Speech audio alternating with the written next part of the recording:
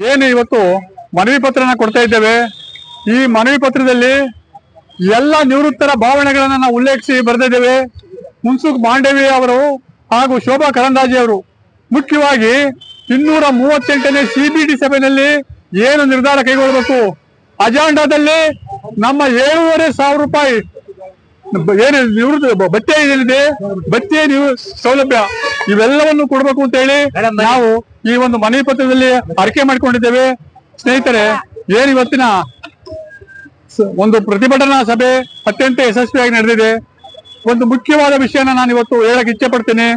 ಇದೇ ಅಕ್ಟೋಬರ್ 9ನೇ ತಾರೀಕು freedom park ನಲ್ಲಿ ನಡೀತಕ್ಕಂತ ಒಂದು ಪ್ರತಿಭಟನಾ ಸಭೆ ಅದೇನಿದೆ ಅದು ಮಹತ್ವದ ತಿರುವು ಪಡೆಯುತ್ತೆ. ನಾನು ಇವಾಗ ಓಪನ್ ಆಗಿ ಹೇಳ್ತಾ ಇದ್ದೀನಿ, 2014 ನಂತರ ನಿವೃತ್ತರಾಗಿರ್ತಕ್ಕಂಥ ನಿವೃತ್ತಿ ನೌಕರರಿಗೆ ಸಂಬಂಧಿಸಿದಂತೆ ಒಟ್ಟು 4 ಜನ ಸುಪ್ರಸಿದ್ಧ ವಕೀಲರು ಬರ್ತಾ ಇದ್ದಾರೆ. ರಾಜ್ಯ ಉಚ್ಚ ನ್ಯಾಯಾಲಯದ 4 ಜನ ವಕೀಲರು ಬಂದು 2014ಕ್ಕೆ ಯಾಕೆ ನೀವು ಪೆನ್ಷನ್ ಕೊಡಲ್ಲ, 2014 ನಂತರ ನಿವೃತ್ತರಾದವರಿಗೆ ಸರ್ವೋಚ್ಚ ನ್ಯಾಯಾಲಯದ ತೀರ್ಪು ಅನ್ವಯ ಆಗಲ್ವಾ, ಮದುರೈ ಕೋರ್ಟ್ ನಲ್ಲಿ ನೀಡಿರ್ತಕ್ಕಂಥ ತೀರ್ಪು ಅನ್ವಯ ಆಗಲ್ವಾ, ನೀವು ಯಾವುದೇ ಕಾರಣದಲ್ಲೂ ಪೆನ್ಷನ್ ನಿಲ್ಸಕ್ ಸಾಧ್ಯ ಇಲ್ಲ, ಹೈಯರ್ ಪೆನ್ಷನ್ ಕೊಡ್ಲೇಬೇಕು ಅಂತ ಹೇಳಿ 4 ಜನ ಎಕ್ಸ್ಪರ್ಟ್ ಅಡ್ವೊಕೇಟ್ಸ್ ಫ್ರೀಡಂ ಪಾರ್ಕ್ಗೆ ಬರ್ತಾ ಇದ್ದಾರೆ. ಸ್ನೇಹಿತರೆ, ಅವತ್ತು 2014 ನಂತರ ನಿವೃತ್ತರಾಗಿರ್ತಕ್ಕಂಥ ಎಲ್ಲರೂ ಕೂಡ ಬರ್ಬೇಕು, ಎಲ್ಲರನ್ನೂ ಕರ್ಕೊಂಬನ್ನಿ. 2014 ನಂತರ ನಿವೃತ್ತರಾಗಿರ್ತಕ್ಕಂಥವ್ರು ಅವತ್ತಿನ ದಿವಸ ಬಂದ್ರೆ ಅವ್ರಿಗೆ ಗೊತ್ತಾಗುತ್ತೆ ಏನು ಅಂತ ಹೇಳಿ, ಅವರಿಗೆ ಅರಿವು ಮೂಡಿಸ್ಬೇಕು. ನಮ್ಗೆ ಆಗಿರ್ತಕ್ಕಂಥ ಅನ್ಯಾಯದ ಬಗ್ಗೆ ವಕೀಲರು ಕೂಡ ಧ್ವನಿ ಎತ್ತಾ ಇದ್ದಾರೆ. ಆ ದಿನ 9ನೇ ತಾರೀಕು ನಾವೆಲ್ಲರೂ ಫ್ರೀಡಂ ಪಾರ್ಕ್ ನಲ್ಲಿ ಭೇಟಿಯಾಗೋಣ. ಫ್ರೀಡಂ ಪಾರ್ಕ್ ಇರೋದೇ ಮುಷ್ಕರ ಮಾಡಕ್ಕೆ, ಪ್ರತಿಭಟನೆ ಮಾಡ್ಲಿಕ್ಕೆ. ಫ್ರೀಡಂ ಪಾರ್ಕ್ ನಮ್ಮ ಒಂದು ಹೋರಾಟಕ್ಕೆ ಮಾತ್ರ ಮೀಸಲಿಟ್ಟಿದ್ದಾರೆ. ಸ್ವಾತಂತ್ರ್ಯ ಯೋಧರು, ಸ್ವತಂತ್ರ ಹುತಾತ್ಮರ ಹೆಸರನ್ನ ಫ್ರೀಡಂ ಪಾರ್ಕ್ ಇಟ್ಟಿದ್ದಾರೆ. ಆ ದೃಷ್ಟಿಯಿಂದ ಸ್ನೇಹಿತರೆ, ಫ್ರೀಡಂ ಪಾರ್ಕ್ ನಲ್ಲಿ ನಮ್ಮ ಏನು KSRTC BMTC ಶಕ್ತಿ ಪ್ರದರ್ಶನ ನಡೆಯುತ್ತಾ ಹೊತ್ತು KSRTC BMTC ನೌಕರೇನಾರು ನೀವು ಆ ಮುಷ್ಕರದಲ್ಲಿ ಆ ಪ್ರತಿಭಟನೆಯಲ್ಲಿ ಭಾಗವಹಿಸಿಲ್ಲ ಅಂತಂದ್ರೆ 14 ನಂತರ ನಿವೃತ್ತರಾಗಿರ್ತಕ್ಕಂಥವ್ರಿಗೆ ಅನ್ಯಾಯ ಆಗುತ್ತೆ.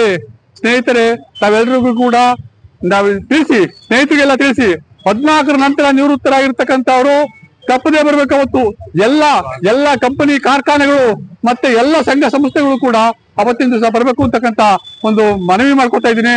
ಮತ್ತೆ 5ನೇ ತಾರೀಕು ಲಾಲ್ಬಾಗ್ನಲ್ಲಿ ಮೀಟಿಂಗ್ ಇದೆ, ಅಕ್ಟೋಬರ್ 5ನೇ ತಾರೀಕು. ಅವತ್ತು ಬನ್ನಿ, ಇನ್ನೂ ಹೆಚ್ಚಿನ ವಿಷಯಗಳನ್ನ ನಾವು ತಿಳಿಸ್ತೇವೆ. ನಮ್ಮ ಹೋರಾಟ ನಿರಂತರವಾಗಿರುತ್ತೆ ಸ್ನೇಹಿತರೆ, ಯಾವುದೇ ಕಾರಣದಲ್ಲೂ ತಾವು ಹಿಂಜರಿಬಾರದು. ಇವಾಗ ಮನವಿ ಪತ್ರ ಸಲ್ಲಿಸ್ತಕ್ಕಂಥ ಕಾರ್ಯಕ್ರಮ ಇದೆ. ಮೇಡಮ್, ಮನವಿ ಪತ್ರ ತಗೊಳ್ಳಿ.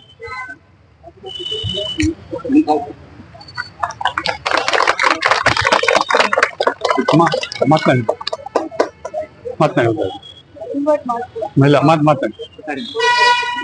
ಎವ್ರಿ ಮಂತ್ ಎಲ್ಲರನ್ನೇ ಮೀಟ್ ಮಾಡ್ತಾ ಇದೀನಿ. ನೀವು ಸಬ್ಮಿಟ್ ಮಾಡೋದು ಪತ್ರಗಳೆಲ್ಲ ನಾವು ಕರೆಕ್ಟ್ ಗೆ ಎಲ್ಲ ಎವ್ರಿ ಮಂತ್ ನಾವು ಹೆಡ್ ಆಫೀಸ್ ಗೆ ಕಳಿಸ್ತಾ ಇದೀನಿ ಥ್ರೂ ಅವರ್ ಕಮಿಷನರ್ ಇಂದ. ಸೊ ಇದಕ್ಕೆ ಒಂದು ಪಾಸಿಟಿವ್ ಆಗಿ ಒಂದು ಆದೇಶ ಆಗೋ ತಕ್ಷಣ ನಾವು ಇಂಪ್ಲಿಮೆಂಟ್ ಮಾಡ್ತೀವಿ. ಬಟ್ ನಮ್ಮ PF ಸಂಸ್ಥೆಯಲ್ಲಿ ನಮ್ಮ ಆಫೀಸ್ಗಳಲ್ಲಿ ಯಾವುದು ಇಂಪ್ಲಿಮೆಂಟೇಷನ್ ಮಾಡೋದಕ್ಕೆ ಯಾವುದು ಈಗ ಪೆಂಡಿಂಗ್ ನಮ್ಮ ಹತ್ರ ಇಲ್ಲ. ಆರ್ಡರ್ಸ್ ಯಾವುದು ಆದೇಶ ಬಂದ್ರೆ ನಾವು CBT ಮೀಟಿಂಗ್ ಬಗ್ಗೆ ಹೇಳಿ ಮೇಡಮ್. CBT ಬಗ್ಗೆ CBT ಮೀಟಿಂಗ್ ಆಗ್ತಾ ಇದೆ, ಅದರಲ್ಲಿ ಕೂಡ ನಿಮ್ಮ ಬೆಂಗಳೂರು ನಡೀತಾ ಇದೆಯಲ್ಲ, ನಡೀತಾ ಇದೆ. ಮತ್ತೆ ನಮ್ಮ ಸಬ್ಜೆಕ್ಟ್ ಬರುತ್ತಾ ಹೇಗೆ? ನಮ್ಮ ಆಯ್ತು, ನಮ್ಮ ಸಬ್ಜೆಕ್ಟ್ ಪ್ರಸ್ತಾವನೆಯಲ್ಲಿ ಅಜೆಂಡಾದಲ್ಲಿ ಬರುತ್ತಾ ಬರಲ್ಲ? ಅಜೆಂಡಾದಲ್ಲಿ ಅದು ಹೆಡ್ ಆಫೀಸ್ ಇಂದ ಬರುತ್ತೆ. ಅಜೆಂಡಾ ಆಫ್ ದ ಪ್ರೋಗ್ರಾಮ್ ಎಲ್ಲ ಹೆಡ್ ಆಫೀಸ್ ಇಂದ ಆಗುತ್ತೆ, ನಮ್ಮಿಂದ ಅದೆಲ್ಲ ಆಡ್ ಮಾಡೋದಕ್ಕೆ ಆಗೋದಿಲ್ಲ. ಅದೆಲ್ಲ ಹೆಡ್ ಆಫೀಸ್. ಯಾಕೆಂತಂದ್ರೆ ಇವತ್ತು ಮೀಟಿಂಗ್ ಮಾಡಿದ ಉದ್ದೇಶ ಏನು ಅಂತಂದ್ರೆ CBT ನಲ್ಲಿ ನಮ್ಮ ಅಜೆಂಡಾದಲ್ಲಿ ಬರಲೇಬೇಕು, ನಮ್ಮ ಬೇಡಿಕೆ ಈಡೇರಿಸಲೇಬೇಕು. ಈಡೇರಿಸಲಿಲ್ಲ ಅಂತಂದ್ರೆ ನಾವು ನಮ್ಮ ಮುಷ್ಕರವನ್ನ, ಅಮರನಾಥ ಮುಷ್ಕರವನ್ನ ಫ್ರೀಡಂ ಪಾರ್ಕ್ ನಲ್ಲಿ ನಾವು ಮಾಡ್ತೀವಿ. 9ನೇ ತಾರೀಕು ನಾವು ಫ್ರೀಡಂ ಪಾರ್ಕ್ ನಲ್ಲಿ ಅವತ್ತು ಸಬ್ಜೆಕ್ಟ್ ಅಷ್ಟೊತ್ತಿಗೆ ನಮಗೆ ಗೊತ್ತಾಗಬೇಕು. 9ನೇ ತಾರೀಕಿನೊಳಗೆ ಏನ್ ನಡೀತಾ ಇದೆ ಇಲ್ಲಿ ಅದೆಲ್ಲ ನಮ್ಗೆ ತಿಳಿಸ್ಬೇಕು ಅಂತಕ್ಕಂಥದನ್ನ ನಾನು ತಮ್ಮಲ್ಲಿ ಆಗ್ರಹ ಮಾಡ್ತಾ ಇದ್ದೀನಿ ಮೇಡಮ್. ಹೆಡ್ ಆಫೀಸ್ ಇಂದ ಬರ್ಲಿ, ಬರ್ದಂದ್ರೆ ಅದು CBT ಅಲ್ಲಿ ಅಜೆಂಡಾದಲ್ಲಿ ಬರುತ್ತೆ. ನಾವು ಕಳ್ಸೋವಾಗ ಅಜೆಂಡಾದಲ್ಲಿ ಕಳ್ಸಿ ಮೇಡಮ್, ಈ ತರ ಎಲ್ಲ ಬಂದು ಇಲ್ಲ ಮಾಡಿದ್ದಾರೆ, ತುಂಬಾ ಜನ ಬರ್ತಾರೆ, ತಿಂಗಳ ಬರ್ತಾರೆ. ಅಲ್ಲಿ ಆಗುತ್ತಲ್ಲ, ನೀವೆಲ್ಲ ಅಲ್ಲಿ ಮೀಟ್ ಮಾಡಿದೀವಿ. RPF 1 ಅವ್ರನ್ನ ಭೇಟಿ ಮಾಡಿದ್ದು 5 ನಿಮಿಷ ಮಾತನಾಡಿರೋ ಎಲ್ಲಾ ಮಾಹಿತಿನ ಸಂಗ್ರಹಿಸಿದ್ದಾರೆ. ನಾನು ರೆಕಮೆಂಡ್ ಮಾಡಿ ಹೆಡ್ ಆಫೀಸ್ಗೆ ಕಳ್ಸಿಕೊಟ್ಟಿರ್ತಕ್ಕಂಥ ಮಾತನ್ನ ಹೇಳಿದರೆ ಈಗ ತಾನೇ ಭೇಟಿ ಮಾಡಿ ಬಂದಿದ್ದೇವೆ. ಸ್ನೇಹಿತರೆ, ತಾವ್ಯಾರು ಕೂಡ ಹೆದರ್ಬೇಕಾಗಿಲ್ಲ. ಯಾಕೆ ಅಂತ ಅಂದ್ರೆ ನಾವು ನ್ಯಾಯಯುತವಾದ ಹೋರಾಟ ಮಾಡ್ತಾ ಇದ್ದೀವಿ, ನಮ್ಮ ಬದುಕಿಗಾಗಿ ಹೋರಾಟ ಮಾಡ್ತಾ ಇದ್ದೀವಿ, ನಮ್ಮ ಜೀವನಕ್ಕಾಗಿ ಹೋರಾಟ ಮಾಡ್ತಾ ಇದ್ದೀವಿ. ಆ ದೃಷ್ಟಿಯಿಂದ ಸ್ನೇಹಿತರೆ, ತಾವ್ಯಾರು ಹೆದರಬಾರ್ದು. 9ನೇ ತಾರೀಕು ಭೇಟಿಯಾಗೋಣ, ಮತ್ತೆ ಅಕ್ಟೋಬರ್ 5ನೇ ತಾರೀಕು ಲಾಲ್ಬಾಗಲ್ಲಿ ಭೇಟಿಯಾಗೋಣ. ನಮ್ಮ ಹೋರಾಟನ ಮುಂದುವರ್ಸೋಣ. ಅಂತ ಹೇಳ್ಕಂತ ಮಾತನ್ನ ನಾನು ಇಲ್ಲಿ ಹೇಳಕ್ ಇಚ್ಛೆ ಪಡ್ತಾ ಇದ್ದೀನಿ.